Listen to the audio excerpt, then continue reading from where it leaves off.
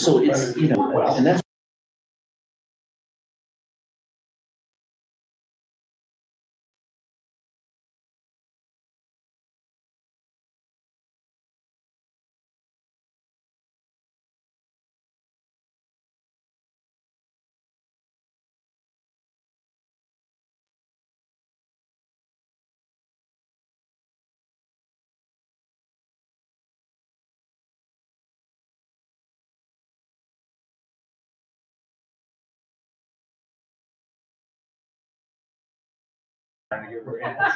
Yeah, put me in my colors, wherever golden.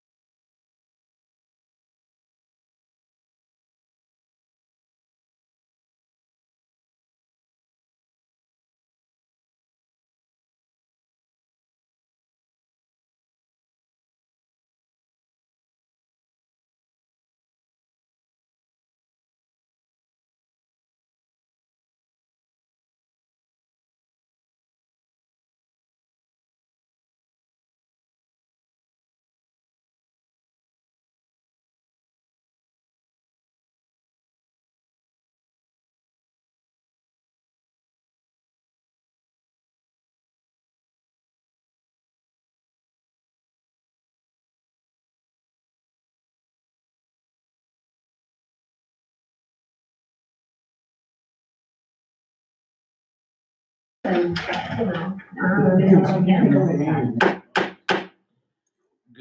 evening. I would like to call to order the Village of Middleville Village Council meeting for Tuesday, January 27th, 2026. Rhonda, could we please have roll call? Sure. Kevin Smith, I'm here. Steve Baldry, Here. Robert Bishop, Here. Tracy Gillespie, Richard Hamilton, John Osterban, Here. Mackenzie Peters. I would like to move or have someone actually move to excuse Ms. Gillespie and Mr. Hamilton. I so move. Motion with support. Oh, 1 second. and Ms. Peters. Yes, but I also, in my confusion over that, I missed who made motions. I'm sorry. Okay. We have to redo it anyway. Okay. I will make the motion to excuse Miss Peters, Mr. Hamilton, and Ms. Gillespie. We have a motion with support. All those in favor? Aye. All those opposed? All right, moving on to Pledge of Allegiance. I pledge allegiance to the flag of the United States of America and to the republic for which it stands, one nation, under God, indivisible, with liberty and justice for all.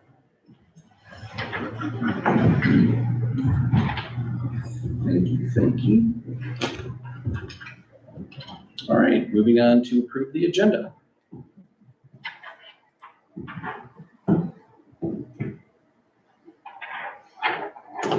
I'll make a motion to approve the agenda. Thank you, Mr. Bishop. We have a motion with support. All those in favor? Aye. All those opposed? Motion carries. Moving on to the consent agenda.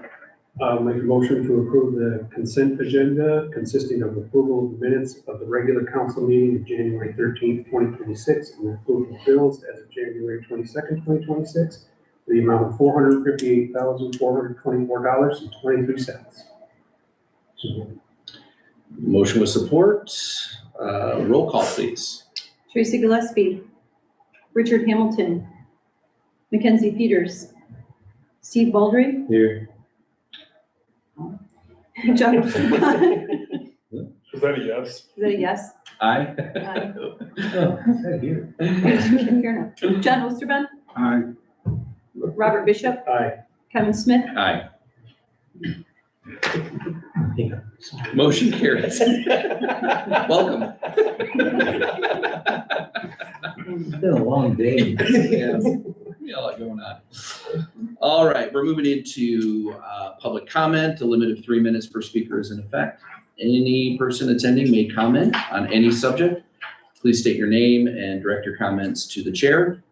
The Village of Middleville rules and procedure prohibit Village Council from debating or discussing issues with the public at this time.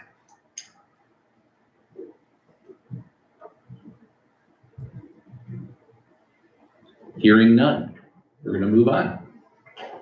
Reserve time. Brandon, welcome. Well, it's nice to be here. Thank you. Slow go down Whitneyville today. I stayed off M6 so far and 196. Well, I was on 196 this morning, wasn't it? Worse yesterday, actually. So anyway, but the cold and the snow only slows us down a little. So, they're working at the Irving Road Phase 2. So all the water mains have been connected. All that work's done. The tank is full of clean water, we presume. The first BAC-T test was pulled today. That's positive. Or if that's negative, another one will be pulled tomorrow. And if that one is also negative, then the tank can go back online on Thursday. So it already has water in it. It's ready to go. Contractor was able to complete some of the road, the sub-base and the road, but with the temperatures and the weather right now, they're going to just wait a little bit until it warms up to complete that. So that one's moving along well. The Ball Henry Trail bridges, we've asked for an update from Julie Dennis at MDOT. Last we had heard the project was tied up in the tribal review. Looks like we have missed the window for this year's Michigan Natural Resources Trust, or that's 2025. Here in 2026, we'll have an opportunity to submit again, and nothing has changed. So we'll just be able to press send, you know, and MI login or MI grant there, and go for that and coordinate those two, still keeping on track, hopefully for 2027 construction of that project. Railroad Street, bids were opened on January 15th. I mean, this is crazy bidding. The bids range from basically $550,000 to over $888,000. So B&L gave the low bid at $549,992, and we've recommended them for award. And that project, remember, includes a little bit of parking by roads there by the Pete's Place, so that's included in that. So you said B&L did the work at High Street. Yeah, so we recommend them. I believe that their approval of their award is on your agenda for tonight. Let's see, in Midville, the station hasn't officially started up yet. You know anything, Doug? Did they reach out to you? No. Okay, but I know, you know, the station was running on temp power and controls and all that, so I'll coordinate with them to make sure everything's okay. I talked to JD too, but we'll make sure that that's up and running the way it's supposed to. The water supply expansion, Eagle was sent a test well report. The on-site meeting was held January 14th. At the time, the Eagle guy, we had heard, said that he would get us a test approval letter in 2 weeks. You know, 2 weeks is the 28th, is tomorrow, so it'd probably get 2 weeks to a month that we would expect, so. But it should be a mere formality to get the approval for the test well. Hopefully that'll be coming in February, and at that time, you can go out and go after bids from Raymer or Peerless or someone. Do that. The DPW building addition, so we had a draft plan. Rob Simons just greatly improved it. So we've drawn that up and we sent it in today. So if you guys like that, we can talk to an AMEP, you know, to get the plumbing plans and all that stuff that we just can't quite do at Williams Works. So we can move that forward as we like. We can add a basement, but they did add some storage, so that might eliminate the need I saw that. for a Looks like, tricky basement, Yeah, expensive yeah, basement, it so. looks like a good solution. All right, over at the wastewater plant, all seems good. George would let us know if something wasn't, so. Are there any questions? Anything we need to look at or anything like that? I know we talk about what's next down the road, you know, what the increase in transportation funding, hopefully the village is coming out okay in that and attack those problems. Nothing at this time. Okay, Appreciate you. yeah, thanks for your time. Thanks for making the drive. No problem. Ms. Getty, welcome. Thank you. Glad to be here. Glad you're here. It wasn't icy at all to get here. So we had our annual organizational meeting, the first business day in January, so it was January 2nd. No big changes at the county. Same, Dave Jackson remains our chair. Dave Hatfield is vice chair. We have adopted a schedule for 2026 that eliminates the committee of the whole meeting. So we are just at 2 meetings a month, but knowing that then we did it once in November, we call it a special meeting. So if we need one, we have Tuesdays available, and generally, I think all of us are just kind of holding those times in case they're needed. We approved some servers that we needed for backup and recovery for our IT, all things that were budgeted and actually came in a little under budget. But I know you guys deal with similar things here, and it's a lot more expensive than we think it's going to be. Today we heard Darlene's annual report from 2024. So a little bit of a lag time there, but he believes we'll have the 2025 annual report sometime July-ish. So not as much of a lag. This morning we also approved a contract with Kalamazoo County for household hazardous waste drop-off. And this is the second year now for the contract. It's up to $7,500. They bill us quarterly on the people who drop things off. And so it's meant to be more convenient than once or twice a year. drop off only at the fairgrounds. And they provided us a map of where people had come from because they tracked that information. And I was surprised at how many folks had come from my district, so from the northwest part of Berry County.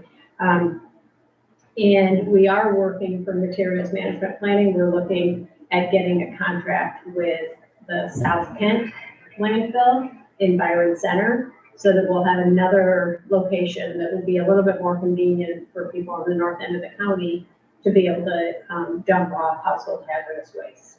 So having the events at the fairgrounds is very expensive, and we're looking at alternatives to those annual and also making it more convenient. And then the recycling coordinator got approval to apply for an Eagle grant as well, and that is for 3 cardboard recycling centers around the county. And so the exact sites haven't been determined, but they would be compacted cardboard recycling. And that's our biggest opportunity for limiting the volume in entering landfills. So just going for this one, and that would be a really nice addition for recycling options in the county. What else did we do? Oh, we approved 170 licenses for Office, Microsoft Office. And again, like, talk about expensive, it was over $63,000. So it just is, software is expensive. We appointed a deputy medical examiner, Dr. Anna Tart, this morning. And then we are submitting $500,000 EPA brownfield grant again. So as you know, in Middleville, we benefited from those county brownfield monies to remove the tank over here at the old Bliss site, other remediation. So we'll hopefully be able to replenish that fund so that as other sites are identified, those monies will be available. Nice. Any questions?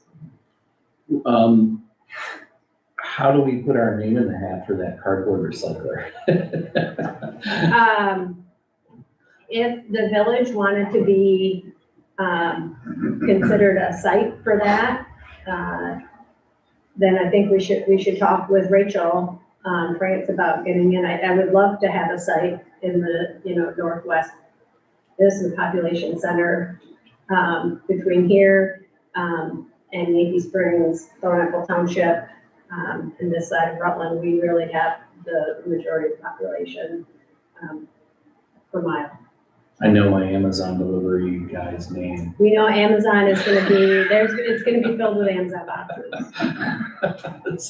And I think all of our neighbors do too. So, dude, he's 2-3 times a day. So we have a lot of cardboard, I'm sure, that could be left out. I mean, it would be phenomenal to keep that out. I don't know if Rachel France had contacted you, Craig. Not yet about that specifically. but Okay. I can get a hold of them. Any other questions? And just a point of clarity for the Kalamazoo County, the household hazardous waste, that's a persistent drop off now, right? Correct. So we can at any time just head down and Right. use And that. I think if you visit the website or the Facebook page, or I'll make sure you get an information sheet and we can share it. But we want to make sure people know that that's available, because we don't want those things entering landfills inadvertently. And when things start piling up, people start to make less than ideal decisions. So as much as we can get that. But I expect the Kent County site, I expect us to have an agreement soon. Okay, great. Thank you. You're welcome. Appreciate it. We have no petitions or communications. Moving on, we have no ordinances and resolutions. Moving on from that, Mr. Stolzenberg. Council and staff reports. Griffin. Good evening. Got my report. Couple extra notes. We're looking for a new community development coordinator. Cassie, took another position, a couple weeks ago, so, that is out. Put it on LinkedIn today. It'll be on our website and Facebook pages and things like that over the next couple of days. So if you have anybody to be a good fit, or if if anybody's interested in that, just have them reach out to Doug or I, and we'll take a look. Wanted to circle back. We talked about whether the council wanted to participate in the Berry County Fair or not. We didn't really have a decision one way or the other, so I'm just kind of coming back to you to see if you're interested in dropping that and going the more local route of local events and things like that, like we had talked about, or if you want to continue to participate in that. Do we pay for that? We do. It's not a lot. It's like three-way splits, maybe $150 or $200. Plus, obviously we've got staff time to go there. We've got, things that we purchased to kind of for giveaways and things like that. But, probably total maybe $1,000 a year is what we invest in the thing. But we talked about the impact it has on local residents and stuff like that, and how many you actually see that are from the village, and whether it's worth your time. And then also, we don't usually get a lot of participation from council to attend it either. So, any initial thoughts? I know it's going to come up pretty quick. I usually get the request mid to end of February from Eric and from Dan over Hastings. Oh, Hastings is not doing it this year? Okay. I was gonna say, I always had heard that Hastings wasn't gonna do it. Okay. I'm okay with dropping it, but I work retail, so I don't know what my schedule is, so I can't commit to do it. It's tough. So, Yeah. yeah, I feel bad that I can't do it when we are doing it, but, that doesn't help. So, It seems like the times I've been there, it's been very inactive, even when I tried to engage people when they walk by, and if it hadn't been for Eric Schaefer spinning the wheel and giving kids stuff, we'd have been dead. Yep. Yeah, to do it, you have to spend a lot more time and money to get more benefit out of it. Both to personnel and, I don't have a problem dropping it. Just maybe, like I said, start doing some of the events here. I think anytime we're in front of the public is good. I actually don't mind going to the fairs. But you're right. I think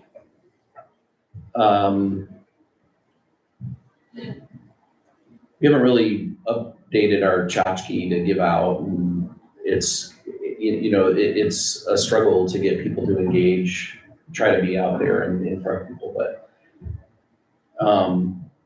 I don't have a problem dropping it, but I certainly would like us to step up our game if there's like a Heritage Day or a Friday night. Like we should find a way to be in front of people more. Not to say that the Berry County Fair was like the zenith of our public interaction, but I think if maybe we be more intentional when the public are available, and again, I think it wouldn't hurt to be part of something that's regular and that people can expect us to be there. So I mean, I think I'm in alignment with everybody, but I do think it's important that we find a way to connect. Absolutely. I'm just I wondering, think it's gonna be important there's 3 of you or 4 of you gonna be running for election this year too, or, there's gonna be 4 seats available anyway, so whether you run or not is up to you, of course, but. I wonder, I think that the days of those kind of things being effective anyways has gone by the wayside. I mean, I do financial services, and there was somebody at the fair that was in financial services, and I asked her, I said, how many contacts do you get out of that? She said, very few. I said, she goes, well, but maybe they'll see my name and remember me when they, but I mean, even if you go to the big boat shows and stuff like that, yeah, there's a lot of people there, but you don't see people stopping at the booths. I couldn't do that. It takes a special type of person. You like the people that bug you at Sam Club or T-Mobile to all day long to stand there. And most people walk, I do it myself, he's standing there, I'll go away from that. So you got a special person to be able to stand there all day long, knowing 90% of the people don't want to talk to you, but. Okay. The only other thing, I'm working on some ideas to update our strategic plan, so I'm working through some potential presenters to help us out with that, but probably looking middle to end of summer, something like that. That's all I got. How was your winter institute? Very, very good. Enjoyed it a lot. A lot of good financial classes was the focus this time around. Good ideas. I haven't shared with our finance director yet, but we'll get there soon. But very good collaboration. A lot of really good ideas. It's always, a busy time of year when I head up there, and I'm kind of dreading all the things I have going on here and taking a break and getting up there. But when I do, I'm really happy I do. So really good stuff. Nice. Good. Thanks, Craig. All right, thank you. Mr. Powers. Good evening, council. So, a little bit going on in the planning commission, besides having a potential appointment later on in the agenda, that, we've, the thing I'll mention is we did have our first ordinance committee meeting, last night, where there's a decent amount of changes, being suggested, to the ordinances that we've discussed, not just zoning, signs, along with the use and Land Vision Act, and a few other standards. So we bring that soon. You'll likely start seeing some, ordinances being drafted for consideration with some of this feedback. But there certainly is still, a good amount of items that need to be addressed, because as you know, the planning commission had recently undergone some transition with our members. Beyond that, not a ton of permits. We'll mention it's not part of this, but we did receive a TDA application. It's not tonight's agenda, but had an application for the TDA board member consideration. I was waiting on the updated application. Oh, it wasn't the updated application? No, it was it. Okay, Yeah, so I emailed. we're the waiting on correct an one. updated application, so disregard that. Beyond that, the streetscape standards had a meeting. Don't want to steal the president's thunder. I'm sure you'd love to discuss that further. Beyond that, there's not a ton of, updates regarding economic vitality organization. In the DDA board meetings next week, I'm sure there'll be, some further updates going on from there. But from the events and promotions, yes, there are plenty of events that you could potentially partake in. And we have confirmed many of those dates and intend to have our 2026 calendar solidified, by the beginning of next week. There's only one of the events that we're still trying to get confirmation on, so we'll have that entire calendar. It's been sent to our website, so we can try to, get that information out there about what's going on. Plenty of other things. I don't know if there's anything you have specific comments, questions, or concerns about. You might need more details. Be more happy to. Thank you, Mr. Powers. Mr. Ricker, How we doing? welcome. Thank you. So my report's pretty short because I've only been on the job 3 weeks. So, so far this month, it's pretty small stuff, nothing really huge. Snow removal is gonna be a big one here coming up. I did drive around a little bit today, and one of the things I noticed, there were quite a few cars we had to plow around. So it's time to overnight and, remind those folks that you gotta get the car off the street. So I'll probably be doing that yet this week. But everything else is, I've been working with Victor Humphrey, who is the leader of the Boy Scouts. His troop's kind of small, so I'm not sure how much they're gonna be able to help, but they're at least willing to be involved in the process if we have elderly or disabled people who are struggling to get their sidewalks clear. So snow removal will be a big thing. You got that 48-hour window in there, and that probably doesn't end until probably late Thursday afternoon, unless it snows tomorrow. So, but that'll be something we'll be working on, that and trying to get the cars off the street overnight. So there's a specific, you see that activity log, those are just the specific things that were distributed to residents prior to doing this report. So any questions for me? All right. Thank you, sir. Yep. We're very glad to have you, by the way. Well, thank you. Glad to be here. Moving on to liaison reports. I suppose I could liaise regarding the streetscape planning session that we had, which was, there was a lot there. We talked a lot about Main Street, the downtown area. And really just imagining the art of the possible, not necessarily any solidified plans, but the downtown area, obviously we can use some traffic calming. I think there's a number of techniques that we discussed during that meeting. Potentially rearranging the parking in the downtown area to make it parallel on both sides, just to kind of give more room in the downtown area. Backing out on those angled parking spots it's tricky, even in the summertime, especially in the summer when people are going a lot faster. So we were looking at a lot of different ways to just find a safer means to have people park. We would lose 4 to maybe 6 parking spots if we went parallel parking. But the beautiful thing is that we just got an upgrade to our parking lot off of High Street, so that is always an option.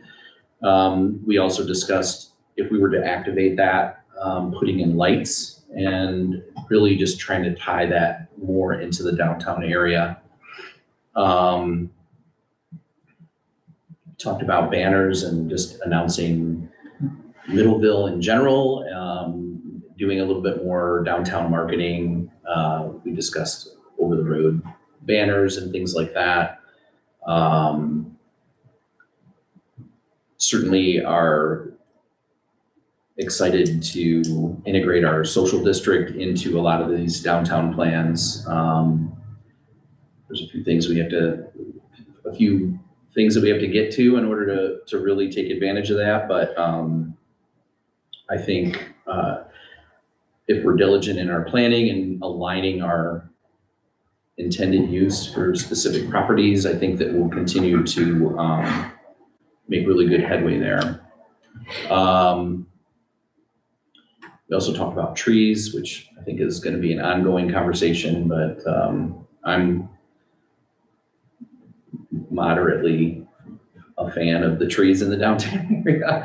But there's certainly other options that we can have discussions about. Outside of that, I felt like it was a huge data dump. I think a lot of those plans are going to hit Village Council, and we're going to have some really interesting conversations about that. But it would be to even do 1 or 2 of the things that we had on during that session, it would be transformative to the downtown area and in a remarkably good way. So I'm very excited about that committee, and I'm excited about really showing our residents what's in store as we continue to improve the village itself. So it was a great meeting, and I think we got a lot out of that. So, and thank you, Doug, for being the point person on that. And that's all I have for my liaise. Anybody else have any? I had the zoning board of appeals meeting in January, and appreciate Doug. He's gonna talk about the appointments we talked about, but I also want to tell Doug and the other members, I know I stretched the meeting out longer than they were thinking. It would be like an 8 to 10 minute meeting, and hopefully it'd be longer than that with my questions, but hopefully I learned a lot, so hopefully we continue.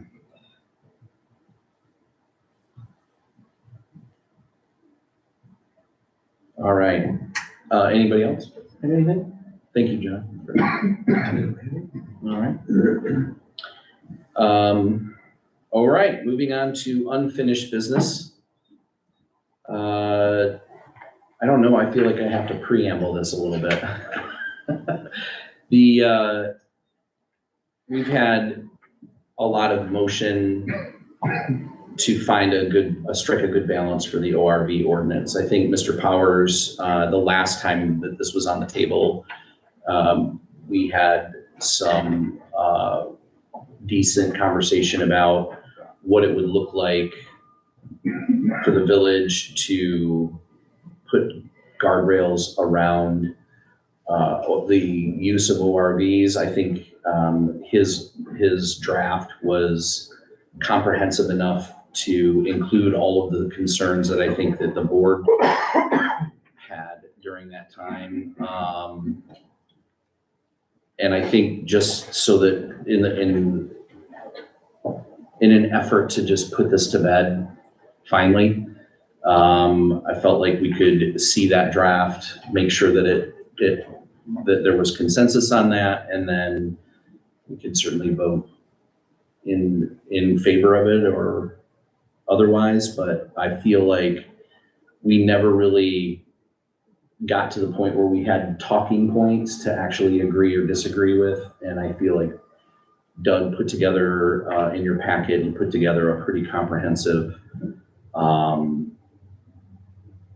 compare contrast on what we could put in place just so that we have an enforceable ordinance, both from law enforcement and obviously have a mechanism for complaints and so on and so forth. So with that, Doug, if you don't mind just going through this. And So you'll note on the third page of the document that I did include a suggested motion in case if the village council does choose that they would like to revisit this or, potentially consider either, the ordinance that was withdrawn or something similar. So there is that sample motion there.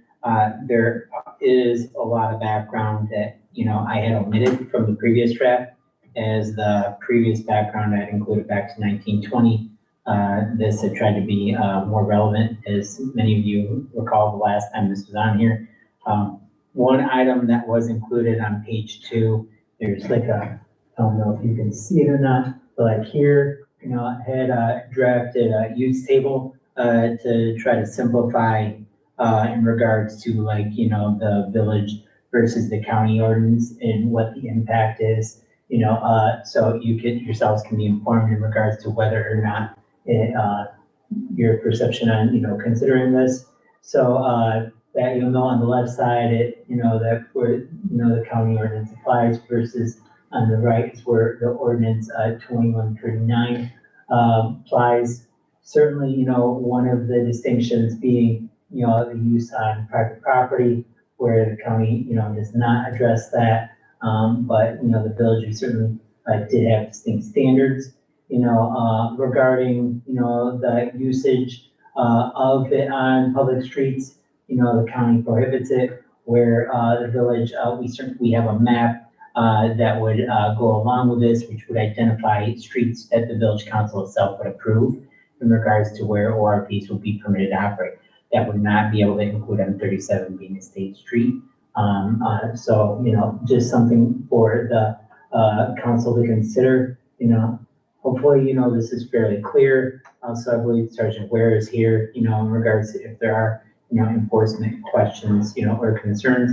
And we do have, you know, Mr. Thack that he was, you know, instrumental in regards to helping us, you know, as part of the ad hoc committee and seeing some of the comments and concerns so we can draft an ordinance that hopefully helps to identify what the issues were that were presented at the time. I'll gladly go into details about the ordinance, anything that anyone would like to know. A lot of the standards that are in there are based on best practices through the MML and very similar to what you will see in county and the other places. The few things that were distinct, primarily there was concerns that were mentioned about like operating vehicles without insurance and liability. So, you know, the attorney helped us in drafting language that could help to make sure that the village isn't potentially liable if there was an accident. But many of the other items are fairly similar to what you would see in other communities that would regulate or potentially allow for RVs to operate. I'll gladly talk about as much detail as you want, but I don't want to inundate you because it's there's a good amount in that ordinance. So if there's certain things you want me to talk about, please let me know. Or if you'd rather hear from Sergeant Ware or someone else, I understand that too. So how would this change enforcement? So this would be legislation that would guide the sergeant or the police department in regards to how they're able to enforce regulations. You know, so if you have questions, you know, specific to how this would address the enforcement, I would ask if you were able to pass that to law enforcement, because I myself would not be the entity that would be enforcing this regulation. I'm helping with the drafting of the documents. I gotta put you I'll on. just come up. So to kind of answer the question, as far as stopping people, talking to people, things like that wouldn't change. What would change is the level of the offense. With this ordinance, everything would essentially be a civil infraction, which is a lot more, it's a lot easier for the deputies to feel like, yeah, I can write you for that. It's like writing a speeding ticket. It's a civil infraction, it's a fine. Wouldn't carry any points on a license because it's a local ordinance to the village, but it's an easier offense. Right now, if I stop somebody and write them a citation, it's a misdemeanor citation. So it's basically saying you committed a crime, you should go to jail for this. When most of the deputies don't agree with it, when there's a county ordinance that says it's okay outside the village. So it would actually make enforcement, as far as seeing citations, increase if there is any issues, because it's an easier ticket to write versus the misdemeanor ticket. Okay, so, I haven't seen any stops on ORVs at all. So how would this increase enforcement? As far as you personally haven't seen stops.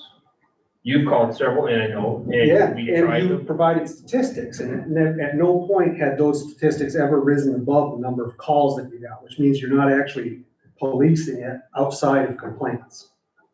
That's not true, Then why wasn't it reflected in the reports at the time? because it's not an issue in the village that we see from a law enforcement standpoint, which I've expressed before.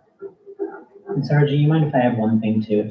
One thing that I think is important to mention, like, I'm sure that, you know, Councilman Baldry has probably heard this as part of like the citizen planner. One of the items that, you know, the legal counsel is typically advised at those sessions is if you have, you know, zoning regulations that deal with factors such as misdemeanors rather than being civil infractions, they suggest you to potentially, you know, get rid of that language because it's very difficult to enforce. So many times when that happens, that it becomes a greater challenge versus the level that's needed for a civil infraction. Well, what happened to me recently was I called about snowmobiles that almost hit my car while I was on the road. And instead of anyone coming out to look for snowmobilers, what I got was a call from the officer to tell me I was wrong about what the ORV ordinance said in Middleville. So he's one of our new deputies. He's been corrected on that. I took action on that as a supervisor to correct him and show that there is a snowmobile ordinance that's outside of any ORV ordinance. The village has its own snowmobile ordinance. That was discussed with him as well as the other new deputy. They're aware of that now. They weren't aware of that at the time. They're brand new up here. Gotta give them a little grace. As far as the snowmobile itself, I drove around the next day, tried to follow the tracks as best I can. I can't tell you where it came from. My assumption is it came from outside of town, cruised through the neighborhoods and left again. I can't figure out where that one came from.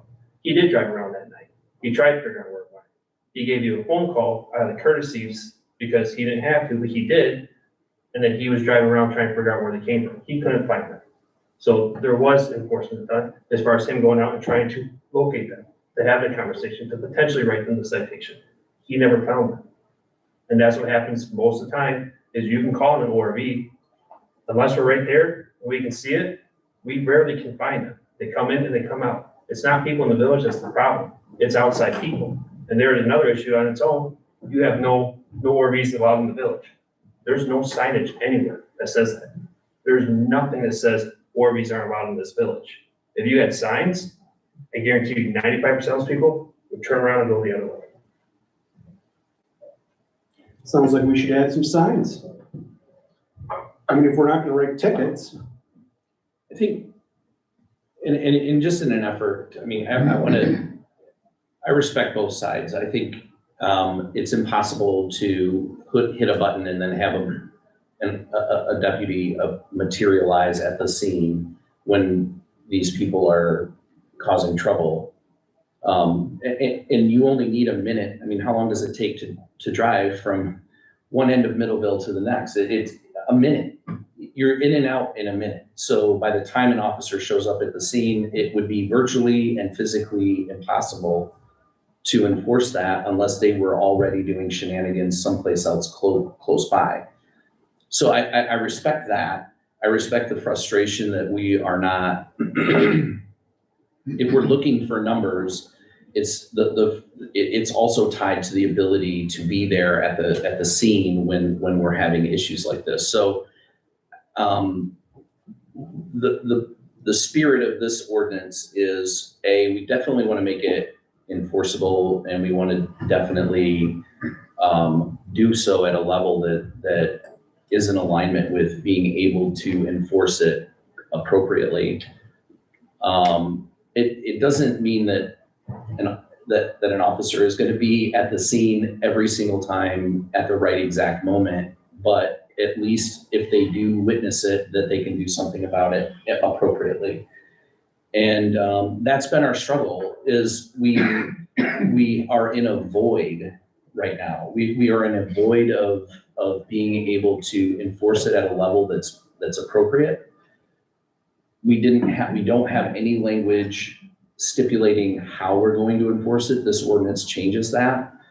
And Mr. Bishop, to your point, if signage says, the use of ORVs is regulated under this particular ordinance, and that sign sits at the village limit so that people understand that we do have an ordinance and they should abide by it, I don't disagree with that either. I don't disagree.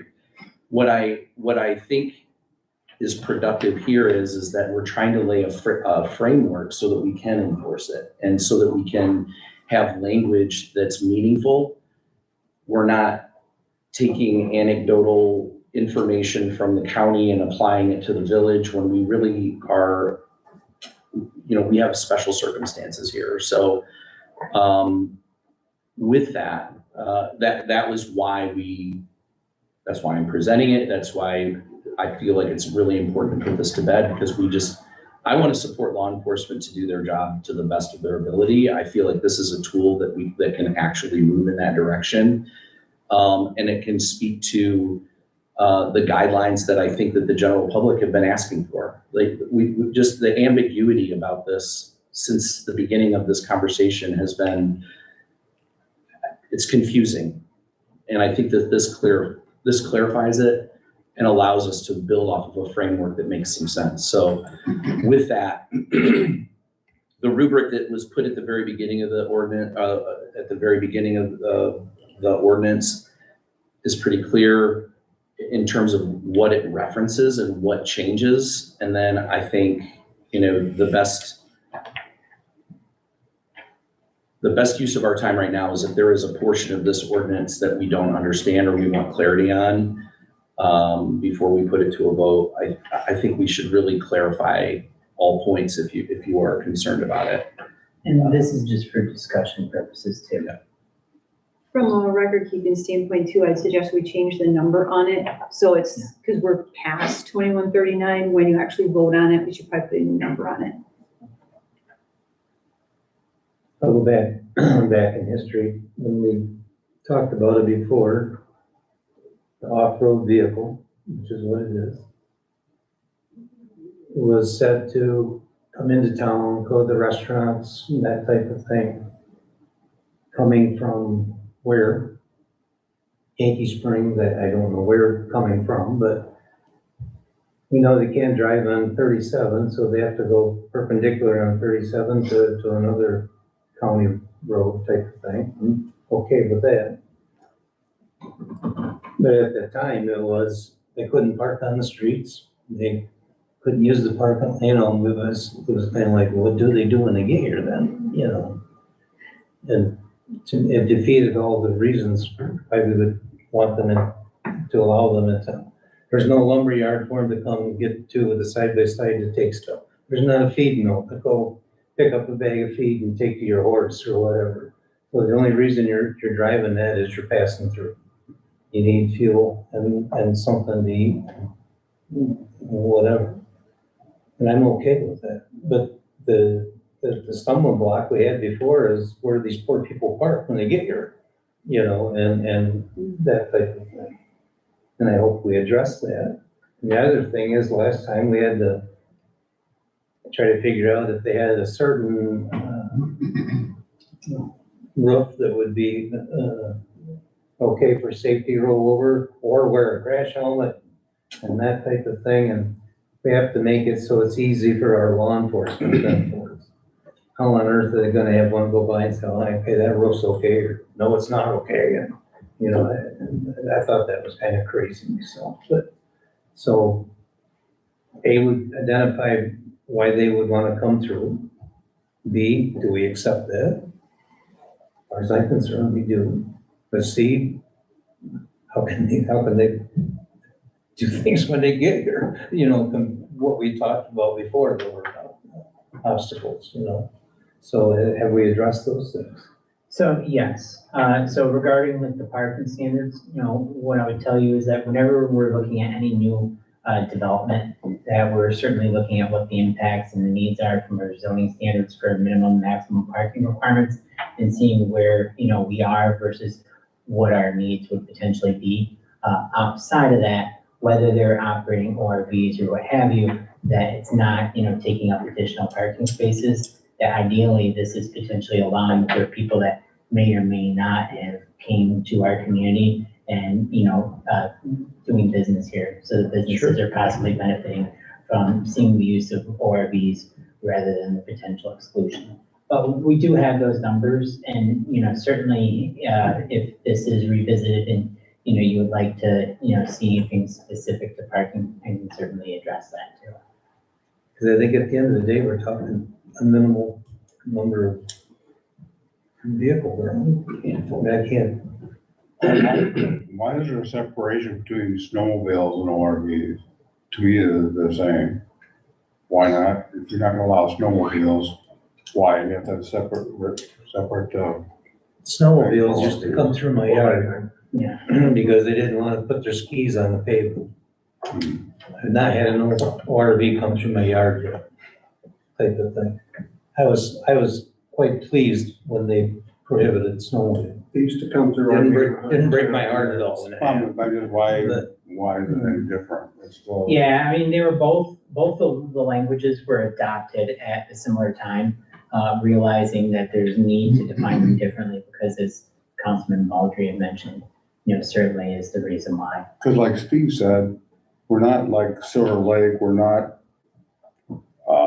a town, Weed City, that has feed stores, that got tons of campgrounds around, people wanting to, you know, I don't even see a lot of people want to drive the RVs around here because there's not, where are you gonna go? I mean, you're not going somewhere The that benefit of having them separately is, especially in regards to as it relates to enforcement, if there's issues with being able to enforce the language and it possibly needs changes, then you're not having to change both at the same time.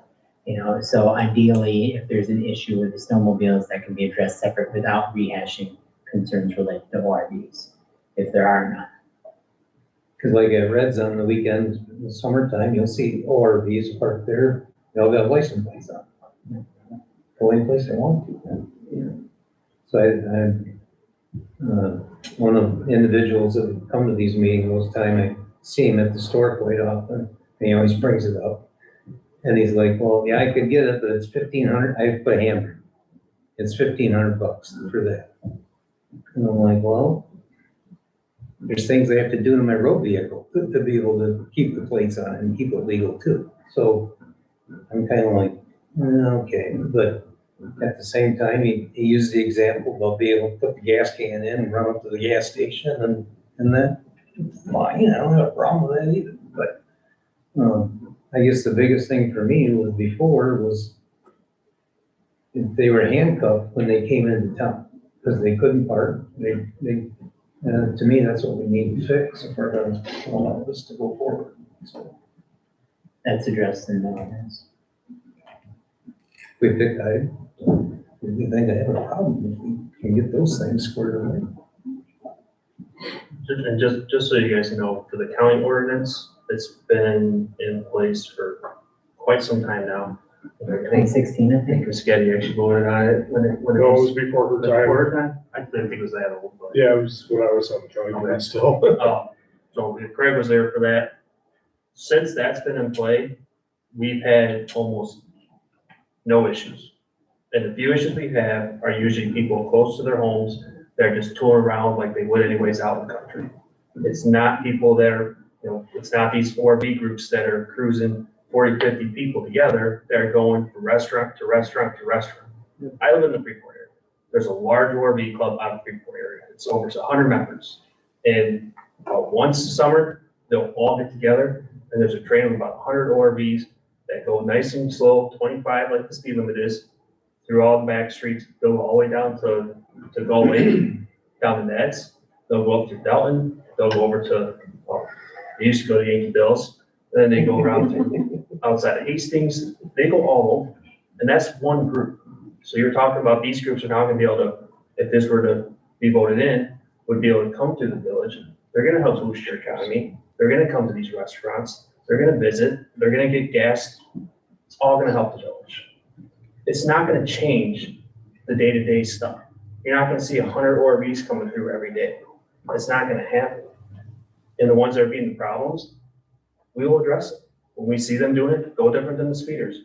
You can go in my office right now. We got a map up. It's got flags of all our problem areas, speeders, stop signs, school bus violations. That's where we're sitting. That's where we're watching for stuff. If we have ORV problems, it's gonna be the same thing. The ORV complaints right now are minimal. The only thing I usually see is a golf cart coming on Misty Ridge, stop them, talk to them. Hasn't been out since.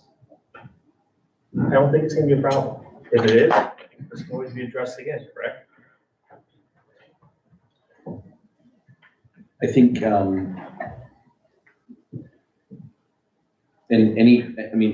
don't want to speak before everybody has their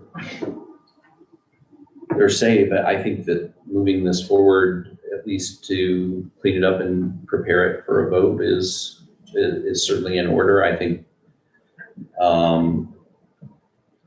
it gives us a framework. We don't have one right now. We eliminated the previous one because I think it was outdated and I think it was draconian in some regards in terms of even limiting the people that were legal. So we just want to put the right guardrails on this and have the right language. And look, the opportunity to move forward with this is if there's a weakness in it, we can have a conversation and update it and make it appropriate to address any issues that we see fit. And we just don't have one right now. And that's where I feel like this is really useful for us as a tool to do the right thing.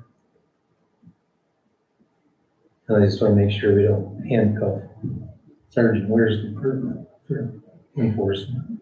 They shouldn't have to micromanage, it should be a pretty straightforward. For sure. I think, do you feel that, given the language and, With the way this is written, you're not gonna see more enforcement as far as you're not gonna see us stopping or not stopping people. We're still gonna be stopping when we see them, if they're in violation. Right now, if we see them, we stop. We talk with them. It's the deputy's discretion, it's my discretion, whether a citation gets issued or not. This, you're much more likely to see citations issued because it's a civil infraction. So yes, this is gonna make enforcement, if you wanna call that, easier, because it's gonna give the deputy, myself, whomever, a better feel if they write that citation versus issuing somebody a misdemeanor, a criminal saying, you should go to jail for this. So if the council was to potentially request for this to be considered at a future meeting, being that this would have to be drafted as another, a different ordinance, as, the village clerk had mentioned, I could certainly, engage with legal counsel, regarding this feedback and seeing if there's any other updates or anything that should be made in regards to tweaks before this comes back at a future meeting. for sure. Would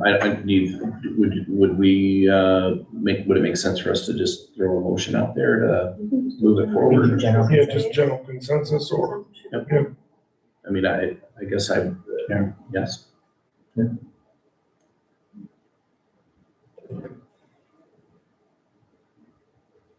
I guess if you want to move forward, move forward. we can make that happen. Thank you. Thank you. Thank you, Sergeant. Thanks. New business. Fiscal year 2025 fourth quarter report. Well, actually, yeah, I'm sorry. You fall asleep in the audience? Yes. Okay. It's been a minute since I've been in one of these meetings, so I apologize for that. Yes, it is the fourth quarter of 2025. So our, this quarter is basically like, what could be our final fund balance, but actually is not, because we need to wait for the audit to happen. But I still need to present what I have for you at the end of the year. As far as investments, I think we're still pretty good on our revenues. Hopefully, we're still good for this year as well. If anybody has a question about this report, we'll be happy to answer. Good. And just the fund balances are in negative because of all of the projects that we've. Well, not all of them are in negative balances right now. No. Because unfortunately, since we are a January to December fiscal year, there's revenues that are still coming in, even in 2026 for last year. So we're still recording revenues. Not a lot, but we still are recording. So by the time of the audit, then we're gonna see actual Revenue. numbers. Yes, definitely. Hopefully, we're not gonna see any negatives in there. The activities are Yeah, negative, so we're spending more. than The we're chart is, the chart is somewhat confusing in the sense that it's, that those are outflows or those are actual. Yeah, there's, for example, on, if you go to page 3 on the revenue part, it's showing the general fund lower. On the I can see the colors on the 2025 is because general fund, we still are waiting for the marijuana license money. We haven't received that yet from the state. We haven't received the winter taxes from the county, from the township, and we haven't received the delinquent taxes from the county as well. So there's still, like I said, still revenue that hasn't come in yet. So we're not gonna be done there. I mean, like, even like the marijuana tax, if I'm not mistaken, I think it's like 68,000 or something like that. So, I mean, that's a big chunk. I think it's a little bit more than, Is it? Yeah. It was We like, have 2 licenses. oh, Roughly that much per license. per Yeah, license. it's per. Oh, wow, okay. Mhm. We still have 2 licenses. Silly me. I thought that was our overall income. All right, very good, nice. Any other questions about the numbers? Before we move on to the next item in the agenda, I do want to mention to the council that we are moving from our online payment platform coming in February. We're hoping to leave Invoice Cloud behind and bring back BSNA online payment, which is part of the program that we have right now with what it is with accounts payable, general ledger, payroll, utility billing, taxes, all those programs that we use in the office, they come from the company BSNA. And they, last year, I think that's when they, what do you say? They came with this new module, which is BSNA online payment. And we reached out to them, we had a couple of meetings, and I think, we believe that it's gonna be easier for us internally to have an online payment platform that comes from the same company from when we receive revenues and stuff like that. So hopefully, talking about the reconciliation part of the revenue and the payments that we receive, it's gonna be more smooth and easier for us. That's gonna be, we're getting ready to send mailing to all the village residents to inform them when Invoice Cloud is gonna be closed for online payments and when the new one is gonna go live. And that's water, water. Water, sewer, taxes, we're trying to to be able to do park reservations, FOIA requests, license and permits, most of the stuff that we handle in the office. Parking tickets. Parking coming soon. tickets as well, because right now, online payment is only for water and sewer, taxes and licenses, but not all the licenses. It's just permits and stuff zoning related. Okay. But we're trying to bring a lot more than what we have right now. That makes sense. Yeah. And even in the office, we're gonna be able to not only take credit card payments, we might be able to take Apple Pay and stuff like that in the office instead of online. Yay, I mean, So, Apple. 19th century. Yeah. Awesome. All right. Okay, so I think there is a motion in order here to, You didn't get there or yet. you haven't That's got, just for oh, no, you discussion. haven't gotten there Yeah, yet. you didn't get there yet. Yep. I'm rushing you, I'm sorry. No, Take your it's fine. Go ahead. When you get in the habit of making motions, you just want to make motions all the way. So moving on to our next item in the agenda is our financial administration policies amendments. It's been almost 2 years since we looked at this document, and there's a lot of changes in the village office, starting with staff reorganization and how can I say this? Me going to classes and learning more and more and more. Every time she goes to a conference, we have a new amendment for a new policy that comes in. And then these kind of documents, they need to be up to date. It's not like, it's not the kind of document that you can wait 5, 10 years to look at, because it's gonna get updated, and internal control is very important. So if you had a chance to look at the red line document, there's a lot of changes in there. There's typos, there's just changes in merging one thing with another because it was too wordy. And because, like I said, staff reorganization, the last time we saw this, we had a lot of full-time people. Before that, we only have a couple of full-time and a lot of part-time. So having more people in the office makes internal control easier because you can segregate more the duties, and then the part of cross-training is easier because the people is gonna be there. And after listening to a lot of in conference, in classes about fraud and that kind of stuff. I don't wanna be there. I don't want the village to be in that position either. So I spoke with Mr. Stolzenberg, and he agreed with me with some of my duties to, train another person from when I'm not here, that person is gonna take care of, and other stuff that I take care of it as the finance director and treasurer. So other person can, for example, taking cash and reconciliation, the cash drawer can fall into the other person, so that I can supervise that person, and I don't know how, if I'm explaining this You well, just but. explain it. It's an It's not- internal cash exactly, it's control. You delegated, got it. It's not Yeah. all on me. Yeah. And then when someone's gonna say, but why your finance director is doing this, and this, when someone is supposed to be doing this, and that. So it's, it's more transparent. And yeah, We like transparency. yes, yes. So, so basically with this, document, I am looking for, the one motion is to, if you guys agree with the amendments, to approve the amendments as the document is presented to you guys. But we also have to talk about the percentage that we have there for the fund balance.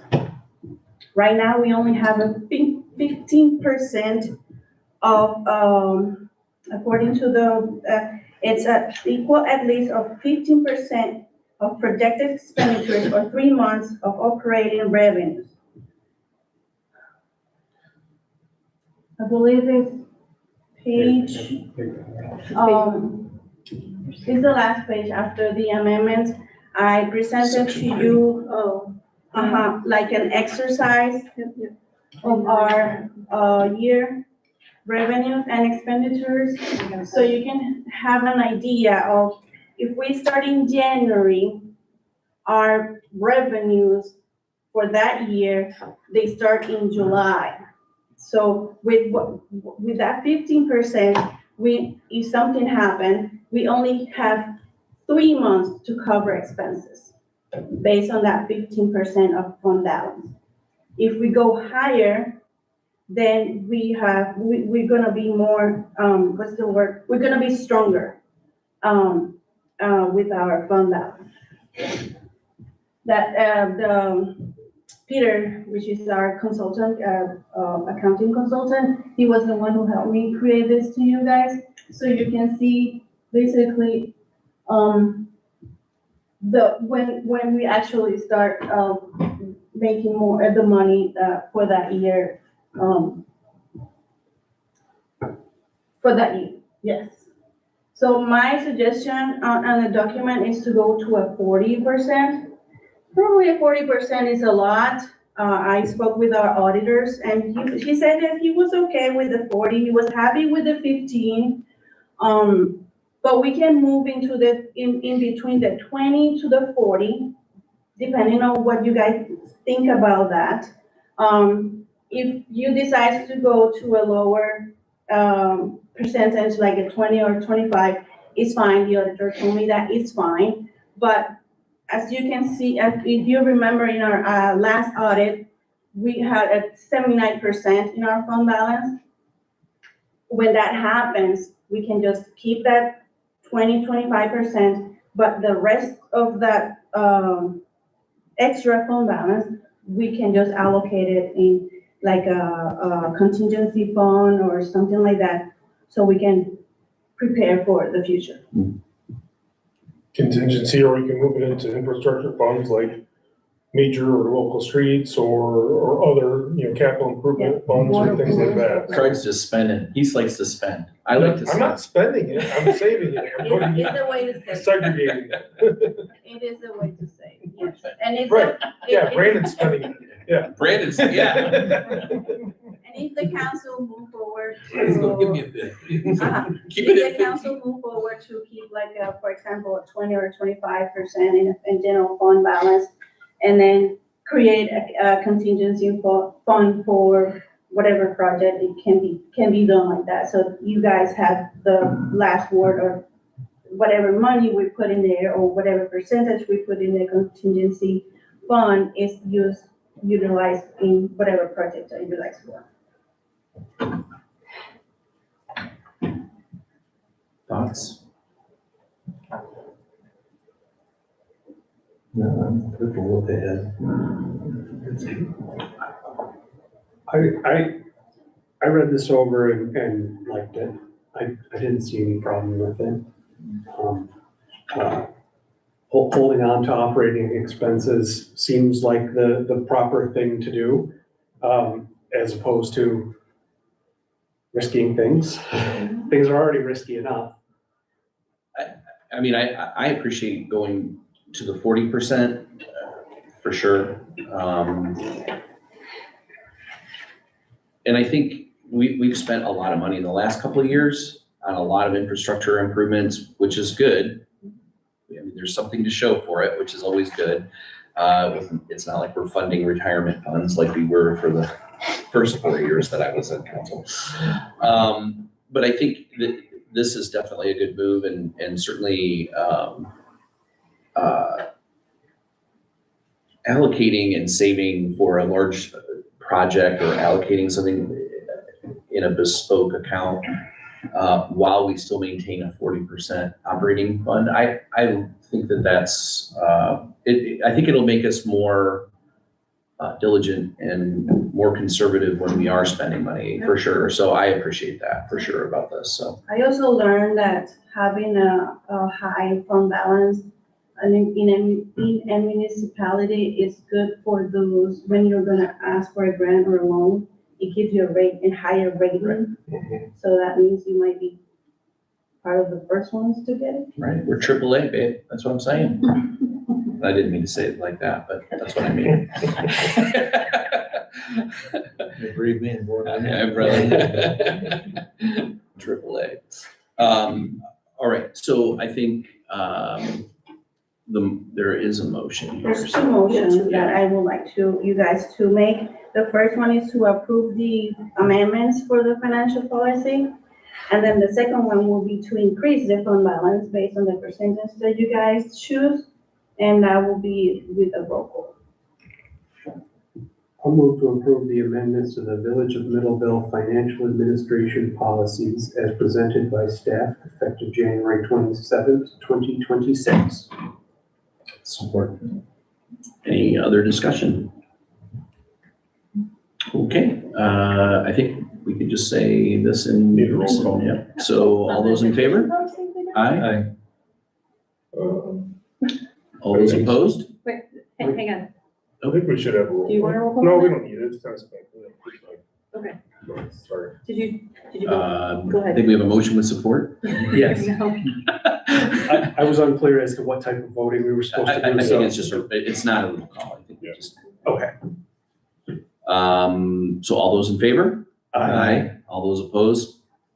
Motion carries. Thank you. The next one's a roll call. Yeah, the next one's a roll. And then the second part of this would be to move to increase the unassigned village general fund balance from 15 to 40% of the prior year. I will make that motion.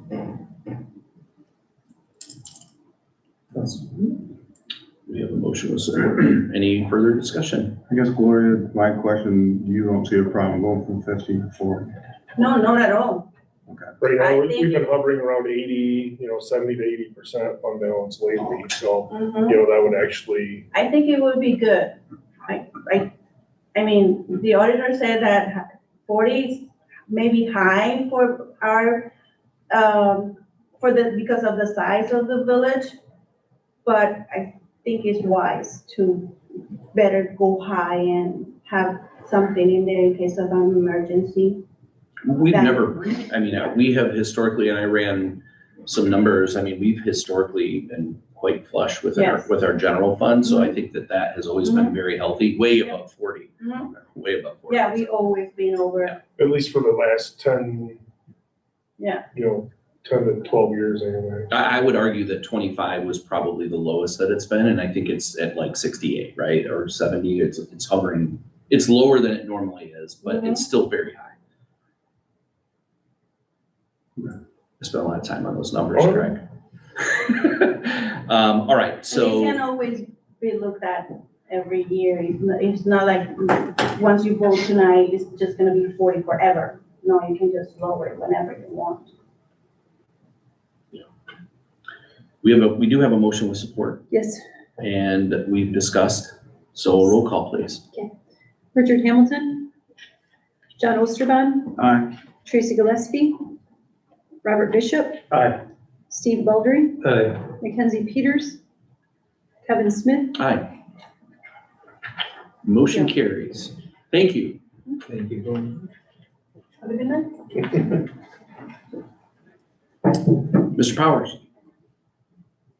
Regarding the ZBA appointment, Ms. Cruz has been serving as alternate. This is a request to change that to her being a regular board member for the ZBA. She has been serving the village in volunteer capacity for well over a decade.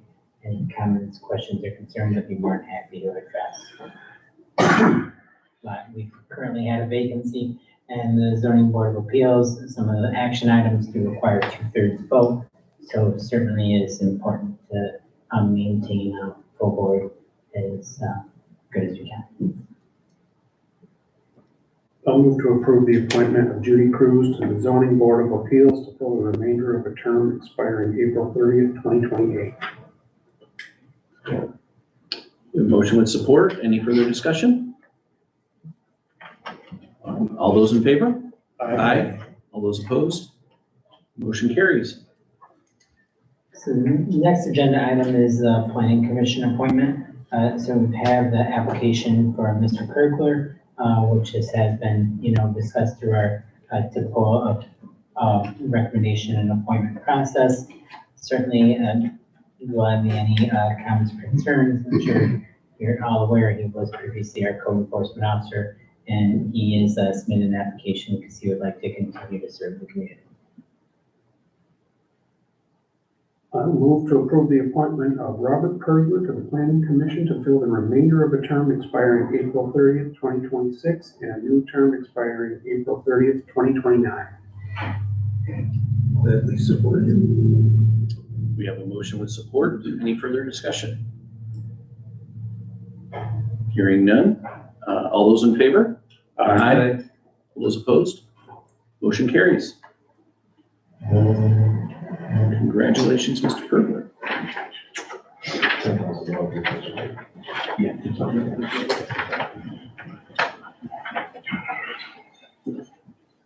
Oh, Hi. as Brandon alluded to before, we've got the bid results for Railroad Street project. Came in way different than what we expected, quite a difference between first and second place. There is a slight amendment. We need to add a fire hydrant and then some additional, Offsets, what's that? water main offsets fittings. Right, water main offset, so about another 10,000. So if and when you choose to approve this, just if you can make it a round number of 560,000, that'd be helpful. Yeah, Brandon, is this usual, that widespread, or you sound like? No, this is a little atypical. They left over $200,000 on the table. So we have 8 bids or something like that. Yes. And a lot of them were, like there was one that was like 200,000 in the 750s, and then a bunch of them were 885, 888, 830, something like that too. So, but I know, being, I can't say they're not, experienced with working around here and stuff like that. So sometimes, that can be cause for concern to want to award someone that's that much lower, but they're comfortable that they can do the job, and, they were just working here in High Street. This is one street over, so. They're good Also, to the go. lower one, you just showed, they were lower than 500,000? No, there was no one lower than 5. They were at 548. And the reason Craig had mentioned an extra, because, we've got comments back from Eagle on the water permit, and they wanted to see an additional hydrant place, and they wanted to see us offset to stay away from the storm structure. So would like to have that acknowledged now, so we don't have to do a change order right away. They'll just issue the contract. We'll negotiate a price with him. With them, it's gonna be 8,000-9,000, something like that, based on unit prices. And so, they'll just make it we can sign a clean contract for that slightly higher amount. But a great, what was our estimates? It was, 650 roughly, I think. Right, yeah, so a lot of them came in higher than our estimate, so, but, that one came in, lower than our estimate. From a contractor we like and trust to do a good job. They did good. They Did did. a really good job on High Street. I'll move to award the Railroad Street project bid to B and L Construction as recommended by Williams and Works with funds to come from the local streets, water and sewer funds not to exceed $560,000. Support. We have a motion with support. Any further discussion? When are they starting? We'll probably have a pre-con, but I would say as soon as thaw, Yeah. so as soon as we can, June. That'll take a while. I was thinking August. Oh, I don't really want into that one. Anyway, All right. as soon as we can. We have motion with support. Any further discussion then? Do a roll call, please. Steve Baldry, Aye. Robert Bishop, Aye. John Osterban, Aye. Tracy Gillespie, Richard Hamilton, Mackenzie Peters, Kevin Smith. Aye. Motion carries. Thank you. Hooray. Yeah. I'm excited about that. Me too. That's a nice one to get taken care of. Yeah. In your packets, you will find boards and commissions, informational items and correspondence, minutes for TAPRC, meeting of October 15th, 2025, DDA revenue and expenditures report as of December 17th, 2025. I would like to open the floor to public comment now, limited 3 minutes per speaker. Any persons attending may comment on any subject. Please state your name and direct your comments to the chair. The Village of Middleville rules and procedure prohibit the village council from debating or discussing issues with the public.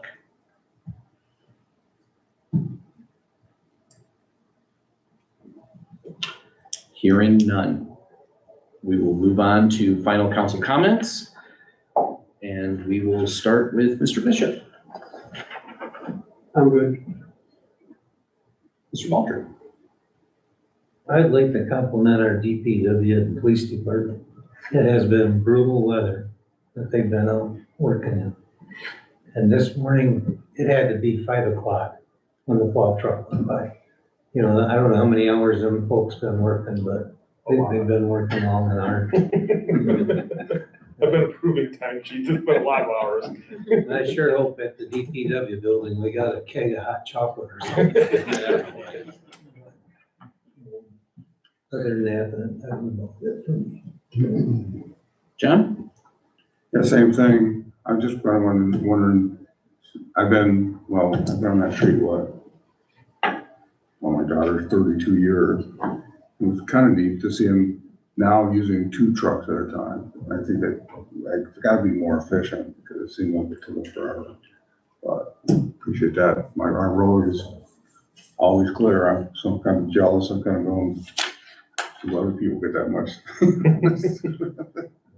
No, okay.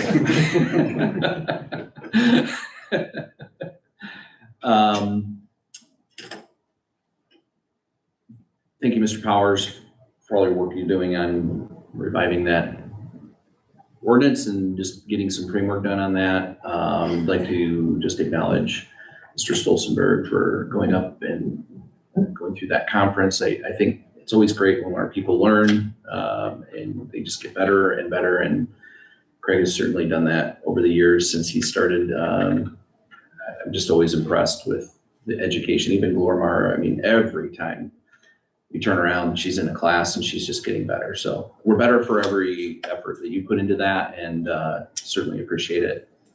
And yes, DPW, they're up with me while I'm snow blowing in front of my buildings. And, that's something that we're going to certainly be talking about. I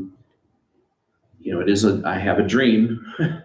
This is my own little small version of that, but, that we make the downtown extremely walkable, and we have a lot of people that are coming down here. One of my tenants has a lot of traffic that comes in and out. They rely on those sidewalks, so I find myself out with a snowblower doing hard work with the DPW in the morning. Thankfully, I do it before they plow it down the road, but, you know, it's a Herculean effort, especially in this weather. Oh my gosh. So a lot of props to our DPW, team and law enforcement. You know, traffic is not easier, to manage in this mess. So, thank you for all that you do as well. So, as always, I'm always encouraged with us moving forward, a little bit at a time. And that's all I have. So with I that, have one more oh, Mr. Baldry. thing. Craig and Doug for a work session tonight. Oh, yes. For putting that together. Thank you. That really helped. Yeah, anytime you folks want some type of work session on an off topic or something like that, just let us know. We'll make it happen. Yeah, that was helpful. Okay. I believe a motion is in order. I moved it. All right, we have a motion. We have a motion with support. All those in favor? Aye. All those opposed?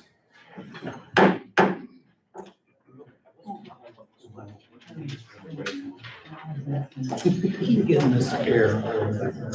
Maybe I just X the thing out and keep on going with it. Okay.